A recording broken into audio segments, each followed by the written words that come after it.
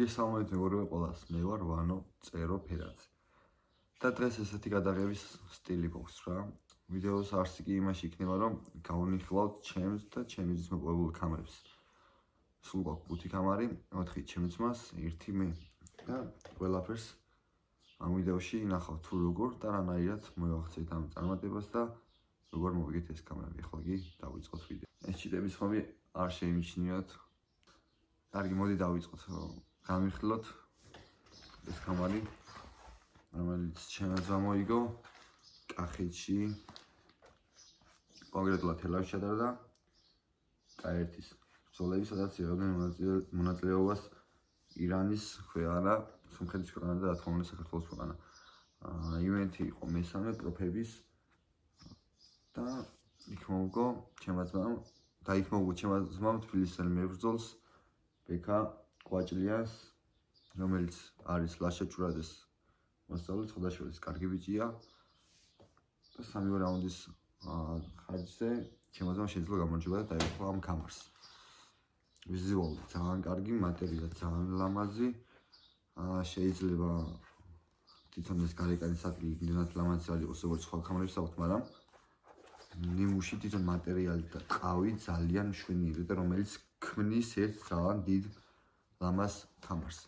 ამის გამო ჩემს ძალიან დიდი ვარჯიში მოუწია. წვალები მე იტალიაში ვიყავი, როცა ჩემს ამ კამარს დაეუფლა და მომიწია ყურება ტელეფონით დამირიგეს ჩემმა მენეჯერმა ხვიჩან ათენაზე თუ იცით და მაყურებია ჩემი ჭუჭხუბი. ძალიან დიდი ემოციები მქონდა, როდესაც ახლა შენი ძმა ბრძოლობს და შესაძლებლად ხარ და ვერ უყურებ შენი ჭუჭხუბს ლაივში, ცოტა უფრო დაძაბულობა არის. და რა ვქნათ, ესეთია ცხოვრება. მაგრამ გამახარა ჩემს ძმამ დაიფლა ამ კამარს. ეს კამარი გეკითხარით უკვე მოიგო თელავში. კარგი, გადავიდეთ შემდეგ კამარს. ჩემი ძმამ სომხეთში ჩაატარა ბრძოლა, პროფესიონალი ბრძოლა კამარზე. და ეჭობა 75 კილოში და მეტოქე აღმოუჩინეს 95 კილო. და ჩემი ძმა თავისთავად უარს არ იტყოდა და დათანხმდა ბრძოლას და იბრძოლა ადგილობრივ მებრძოლთან. სომეხი მებრძოლი იყო, სომხეთის ჩემპიონი იყო მრავალგზის წონით როგორია 20 კილოთი მეტი ხდები, შედარებით ხდებით უფრო სხვანაირი სტილია და სხვანაირი დარტყმები მიდის უფრო და უფრო მეტი სიფრთხილე უნდა გამოიჩინოთ, იმიტომ რომ შეიძლება მძიმე წონა შეიძლება ძლიერი დარტყმა შედარებით აქვს და რავი, სამი რაუნდი იჩხუბეს, ჩემს ძმამ სამივე რაუნდი აჯობა და დაეუფლა ამ კამარს. ამ ბრძოლას პირადად დავესწარი იმ ივენთზე მეც ვიჩხუბე და შემდეგ მომენტში გეტყვით თუ რა და როგორ მოხდა. ყველას გაინტერესებს ვიცით ჩემი კამარი, რომ მე კამარი მოვიგე და კითხულობთ ბრძოლა სად არის და ყველაფერს გეტყვით დეტალურად ამ ვიდეოში. ხო და დამელოდეთ, რადგან ბოლოს იქნება ჩემი კამრის განხილვა და თუ მანამდე ვიდეო ვარ დაგილაიქებია, ადიქი დალაიქე ვიდეო და გამოიწერე არხი. ჩიტო გაჩვენე ცოტა ხანი ვიდეოს უწერ მაცადე. გული ბრძოლა იყო, მაგრამ ჩემს ძმამ სამივე რაუნდში დომინაცია გამოვხადა და აჯობა და აჯობა. ეს მისი მეოთხე კამარი იყო. ცოტა არეულად დავიწყოთ, მაგრამ არ ავშთობდებით. ამიტომ ღმერთმა წარმატება მიწეს და კიდევ ბევრიდან ბევრი მოიგოს. და რაც შეეხება როდესაც სიტყვა გეუბნება, როდესაც მე ახტება შენი ოცნება და გააკეთებ იმას, რაც გულით გინდა და ჩემს ძმამ პირველად ცხოვრებაში დაეუფლა კამარს. და ეს კამარი იყო, აი ზუსტად ეს კამარი. იბრძოლა თურქეთში. თუ არ ვცდები, თურქეთში ვანში. სათამ ტერიტორიულად ვანი, არ ვიცოდი თურქეთს ვანი თუ ქონდა და მითხრეს, გამარკვიეს და მე ახალი ჭუხური მქონდა ლიგუჯა გოგიასთან და მე ტრამვების გამო ვერ წავედი ამ ივენთზე და ჩემი ძმა მაგარი გიჟურ ფორმაში იყო, ისეთ ფორმაში იყო, რომ ვიცოდით, რომ აი 100%-დან 101% მოიგებდა. იქ შეხვდა თურქეთში მარაკოელ ბიჭს, იქაც 3 რაუნდი გაგრძელდა და ხოთაშორის ძალიან ტექნიკური ბიჭი შეხვდა და ჩემს ძმამ აი როგორ გითხრათ, თითო რაუნდში 2-3 ქულით აჯობა. და ის ისტრაფის ხარჯი და ტექნიკური და გამოცდილების ხარჯი აჯობა. თუ არა მაგარი ბიჭი იყო ისიც. აი მომენტები ამ ქამრის და წინა ქამრის მომენტები ყველაფერი აქ ამონათდება, ან აქ ამონათდება, ან აქ ამონათდება, სადღაც ამონათდება და თქვენ შეხედავთ მომენტებს.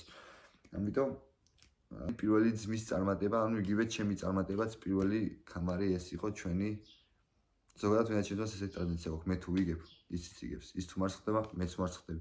ესეთი რაღაც გვაქვს ტრადიცია, ამიტომ შემაძამ ქამარი რომ მოიგო პირველი, ეს ქამარი მოვიგე მეც. და ამიტომ ძმაც მისთვისაო, კარგი დღისთვისაო, შავი დღისთვისაო, ყველა დღისთვისო კაროში და ამ დღეს კარგი დღისთვის იყო და ღმერთმა სულ კარგი დღეები მოგცეს. არა მარტო ჩვენ ყველას. ცუდი დღეები აგვარიტოს ღმერთმა. და ამიტომ ასეთი სიხარულის გამო ჩემაძამ არა უფრო პირიქით მუღამი და мотиваცია მოეცა ამ ცხოვრებაში და არ გაჩერებულა და კიდევ შედარებით მე რამის სამი ქამარი მაგალითად შეხედეთ ინტერკონტინენტალური ტურნირი ის ქამარს დაიუფლა ბუდოს რეგირდით.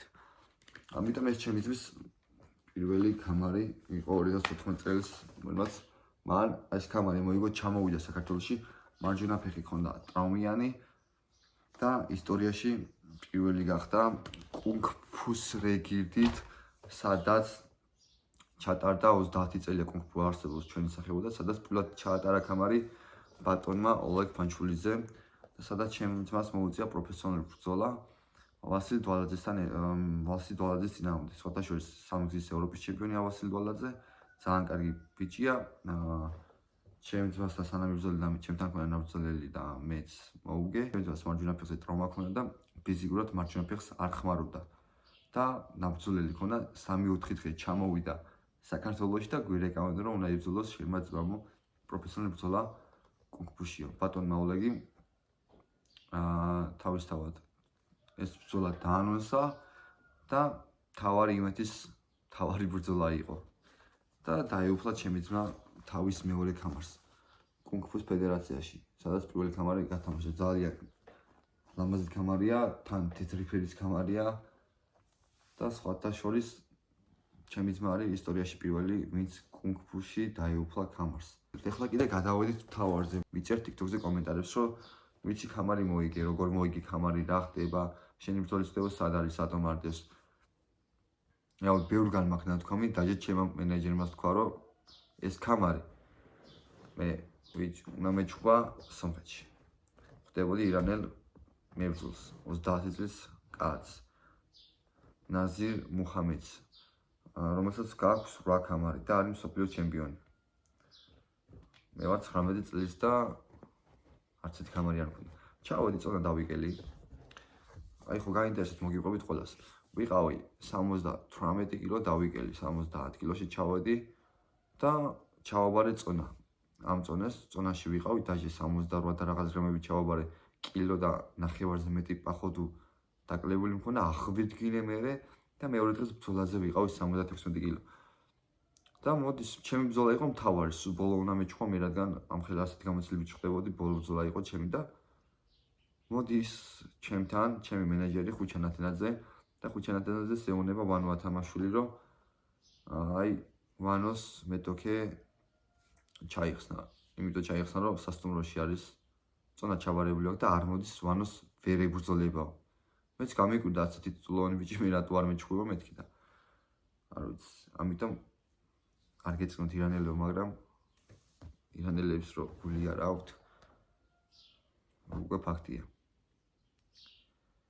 ქართველები მაგარი გულიანი ბიჭები ვართ და ასე მომწეს ქამარი ჩემი რა ბრალი იყო მეტოქე ჩამიხსნა მე მზად ვიყავი რომ მებრძოლა 3 რაუნდი მაგარი შესწავლილი მიყავდა ჩემი მეტოქე გინა სიმაღლეში უპირატესობა მქონდა თუ წდომში უპირატესობა მქონდა მაგას არანაირი არსებითი მნიშვნელობა არ აქვს, იმიტომ რომ მე მისთვის მზად ვიყავი და ვიცოდი რომ მას დავამარცხებდი. ასორზე იყო ჩემი ქამარი და საქართველოს ღირსებოდა, არც ერთ შემთხვევაში არ დავამარცხდებოდი მე და ღვთისმშობლობით პირველი ქამარი მოვიდა. კი ცუდია რომ არ ვიბრძოლე და ისე გავხდი მსოფლიოს ინტერნაციონალური ქამრის ჩემპიონი, მაგრამ ღვთისმშობლობით დადგება ის დროს, სადაც ვიბრძოლებ და ისე გავხდები ქამრის ჩემპიონი.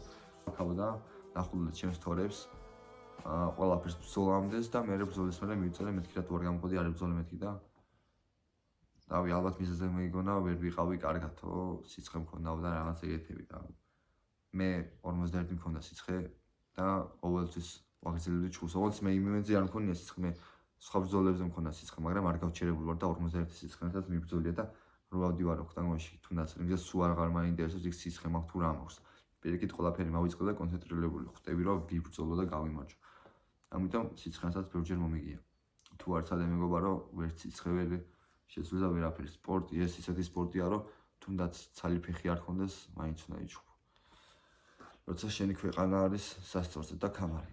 ამიტომ მე ჩემი ქვეყნისთვის და ჩემი ღირსების და ჩემი წარმატების და თქვენი წარმატებისთვის ყველაფერს გავაკეთებ, რაც შემეძლება, შეუძლებელსაც შეუძლია.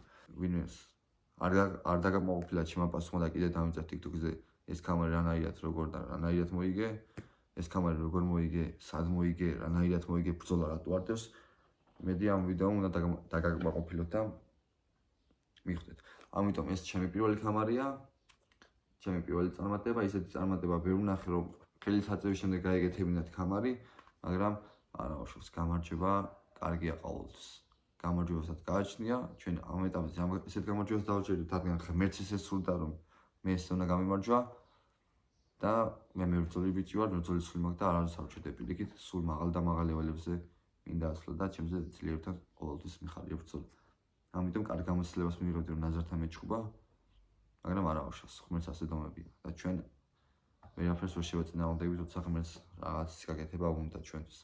ამიტომ ასე არის. კიდე რა მაინტერესებს ბიჭები? აი ეს კამერა კი ნახეთ რა მაგარი ვიზუალის კამერაა მგონი. პირველი თუ არა, მეორე მაინც იქნება ჩვენ კამერებში ვიზუალის ხდი. ეხლა კიდე რა მაინტერესებს? 3 თვეა წონას ვიკლებ ზოლები მენიშნება.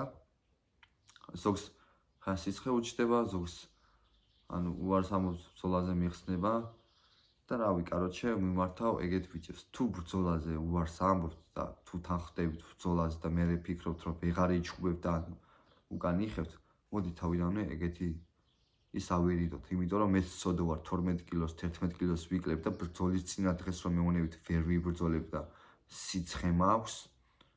ჩვენ სპორტსმენები ვართ, ჩვენს ადამიანები ვართ, გამოფიტული როცა ვარ, იმიტომ ვიფიტები რომ ვიბრძოლო და საქართველოს წარმატება მოვუტანო, ჩემს ოჯახს, ჩემს მშობლებს, ჩემს მასწავლებელს, ჩემს ტრენერს და ასე ვთქვათ, ჩემ მთლიან გუნდს. და ანუ უნდა დაგვაფასოთ მებრძოლებით ჩვენც რა, იმიტომ რომ როდესაც ვიკლებთ ერთმანეთის წონას და მე ვარ იმის კონცენტრაციაში, რომ ხვალ მებრძოლა, მაგ დღეს უნდა დავიკლე, უნდა აღვედინო და მომზადებული ვიყო, ხვალ სტაბილურად ვიყო, რომ მე შენ გებრძოლ და შენ ადგები და აღარ მებრძოლები. რავი, ჩათვალე რომ სუდის აქციელს აკეთებ რა, მებრძოლისთვის, იმიტომ რომ შენ მებრძოლის სული არ გაქვს. ანუ სხვა მებრძოლი არ გაინტერესებს. და ამიტომ თხოვნა მაქვს, რომ ისეთი ბრძოლა შემომთავაზეთ, რომ სადაც მართლა ვიბრძოლებ და არ მომიწევს 3-4 თვე კიდევ ესე ლოდინი. მინდა რომ ამ თვეში რამე, ამ თვეში თუ არ იქ თვეში რომ რამე ივენთი იყოს, გინდა Young Warriors-ი, გინდა TFC-ს მოგმართავთ, რომ გინდა 70 კილოში, გინდა 76 კილოში, ჩემი შესაძლებლის მეტოქი შემომირჩიოთ, ამირჩიოთ და მე ის მოყავლების რეგირით ჩამინიშოთ ბრძოლა. ეხლა კიდე ჩემი ახალი სიახლეები კი ნახულობთ ჩემს სტორიებს, რომ მე გადავედი ბათუმში საცხოვრებლად და ვარჯიშობ ბათუმ ფაით აკადემიაში, BFA-ში, სადაც ჩემი ტრენერი არის ხუჩა კორძე, ძალიან მაგარი გამოცდილი მასწავლებელი ყავს, ძალიან მაგარი გრეპლერია, თუნდაც ტრაიკინგში ასევე COVID მიწაზე ძალიან ბევრი რამე მასწავლა და ჩემი ბრძოლის IQ და სტილი ძალიან შეიცვალა. ამიტომ მადლობას ვხდი ხუჩა კორიძეს, რომ ესეთი გაწეული წვლილი შეიტანა ჩემს ცხოვრებაში, არა მარტო ცხოვრებაში, სპორტის მხრივ. ასევე ყავს ძალიან მაგარი ბიჭები დარბაზში, პროფესიონალი მებრძოლები, რუსლან ბოლქვაძე, რომელიც ყველა მიცით, ძალიან მაგარი პროფესიონალი მებრძოლია და რომელსაც ასევე ეგეც თავისთავად ატარებს ხოლმე ვარჯიშებს, როდესაც ჩვენი სენსეი არ არის.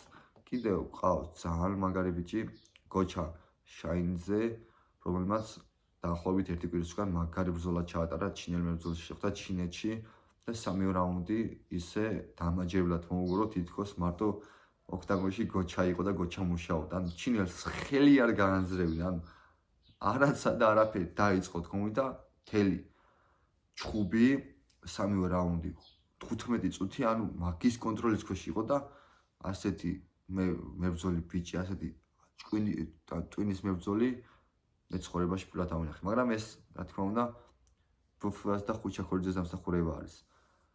ამიტომ კარგად ხვდებით უკვე რა გუნჩიც მაქვს საქმე და როგორ ბიჭებთან ვიზრდები. ამიტომ გოჩა აქედან გილოცავ ძმაულ გამარჯვებას, ღმერთმა სულ წარმატებები მოგცეს და შენი ცხოვრება ისე დალაგებული იყოს და ისეთი წარმატება მოსული იყოს, როგორც შენ გინდა. მე ვიცი შენი მიზანი UFC-ს გამრით ჩემპიონობა არის და ღმერთის წყალობით ვიცი რომ შენ მაგას ყოველთვის მიაღწევ. კაცი რო 81 კილოდან 61 კილოში ჩავაწონას დაიგლებს და ასე პერფორმანს შემოგთავაზებ ბრძოლაზე, იმას ძალიან დიდი ნიჭი აქვს და ვიცი რომ ყველაფერს გაგიდებს.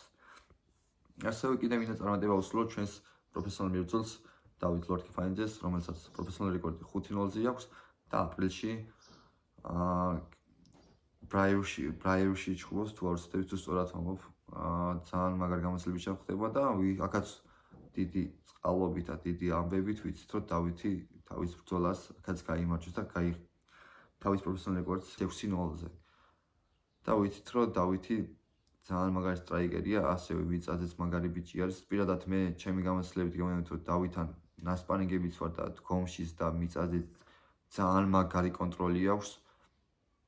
და ვიცი რომ კაროჩე ისეთ შოუს შემოვთავაზებ 66 კილოში რომ აი ყველა შოქში დარჩებით რა. მისი სული და მისი ბრძოლის ჟინი და ასე ვთქვათ მისი ქართული გული ყველაფერს თქმელია. აი სადაც დავითი ისდება გუნდს ქვია ბეფია, სადაც მე ვარჯიშობ, სადაც ჩვენი ტრენერია ხვიჩა ქორიძე. მე კიდე ჩემ თავს და არა მარტო ჩემ თავს თქვენს წარმატებას გისურვებთ. ღმერთმა ყველაფერი კარგი მოგცეთ და ჩემი შემდეგი ბრძოლები ყველა შოუში ჩაგაგდებთ, ნახავთ თუ როგორ და რანაირი მოსადება გავიარე ბათუმში. მე გადავედი ამ გუნდში და ჩემი გზები და ჩემი კარიერა უკვე აქედან იწყება და ნახავთ თუ როგორი შეცვლილი ვანოს კრებლერს ნახავთ. მოგიწონთ მეგობრებო ვიდეო, დაალაიქეთ, გამოიწვიეთ არხი და დამიკომენტარეთ. მოგიწონა თუ არა ვიდეო. ეხლა კიდე ნახვამდის.